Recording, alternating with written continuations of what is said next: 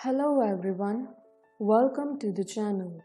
Today's topic is the ball poem for class 10 students. So first of all, we will talk about the summary of the poem, followed by explanation and difficult words. So now, talking about the summary of the poem. The poem, the ball poem written by John Berryman expresses the feelings of a boy who loses his ball and because of which he is very upset. It's not difficult to buy another ball, aware about the fact it doesn't cost much. But what do you feel? The poet thinks has been lost. And what is the boy supposed to learn from the experience of losing something? The poet is talking about a little boy who has lost his ball. He was playing with his ball and suddenly it slipped from his hand and went into a water body nearby. The boy ran towards the water, but his ball was like nowhere. His eyes were looking for his favorite ball. He was thinking and thinking without even blinking for a moment that where his ball had gone. He was sad and was trembling with fear. He was so much into sorrow that he stood there for a very long time looking for his ball. He may buy a new ball, but he didn't want to because he thinks that the money may bring a new ball but will not bring the memories and feelings attached to the lost ball. It's high time for the boy to learn his responsibilities. Now is the period when he will learn the toughest lesson of life, the lesson of accepting the harsh realities of life that one day we will lose our loved ones and loved things. Moving on, we will look into the poem now. What is the boy now who has lost his ball? What is he to do? I saw it go merrily bouncing down the street and then merrily over. There it is in the water.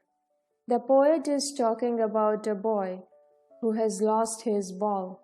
The poet wants to know about the feelings he is having after losing his most favorite ball. The poet saw the way ball went away from the boy. The ball slipped from the boy's hand when he was playing with it, and it went into the street, and then in the water.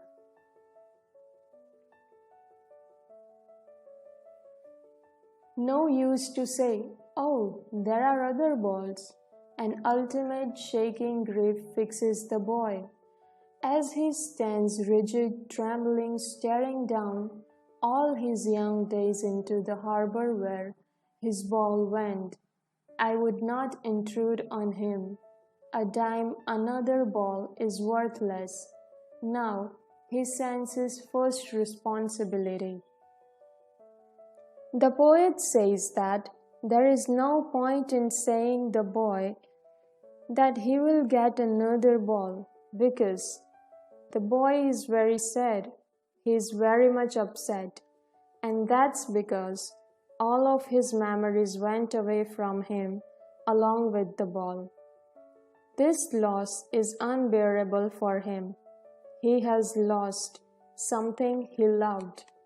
The poet says that he can tell the boy to take some money from him and buy another ball because the new one won't bring the sense of belonging to the boy. The poet also says that the time has come for the boy to experience the reality of world. The time has come for him to learn that what is it like to lose something or someone. In a world of possessions, People will take balls. Balls will be lost always, little boy, and no one buys a ball back. Money is external, he's learning, well behind his desperate eyes. The epistemology of loss, how to stand up, knowing what every man must one day know, and must know many days, how to stand up. The poet says that the boy has to learn that in this materialistic world, many of his belongings will be lost, and he has to learn to live without them. No matter what, money can't buy you everything, and even if it does, it won't be able to buy you that same sense of belongingness. The poet says that the boy is learning to stand up against the sense of lost things. He is trying to learn the real truth of life, which states that you have to accept the miseries of life and stand up again. So now is the time for the difficult words. The first difficult word is merrily, which means cheerful. The next one is bouncing. The word bouncing refers to jumping up and down. The next difficult word is grief.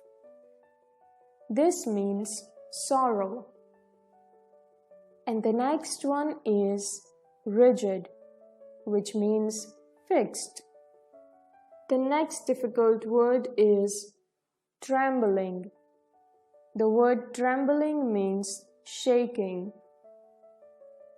The next difficult word is harbor, which means port. The next difficult word is intrude, which means invader. In other words, you can say that to enter a situation where one is not welcome. The next difficult word is dime. This means 10 cents. The next difficult word is worthless. This means useless, valueless. The next difficult word is possessions, which means ownership. The next difficult word is external. Here, this word means the things with which feelings are not attached. And the last one is desperate, which means hopeless. And with this, we will end this session. Hope you got what you were looking for. And now, I'll see you in the next video. Till then, keep reading, keep learning.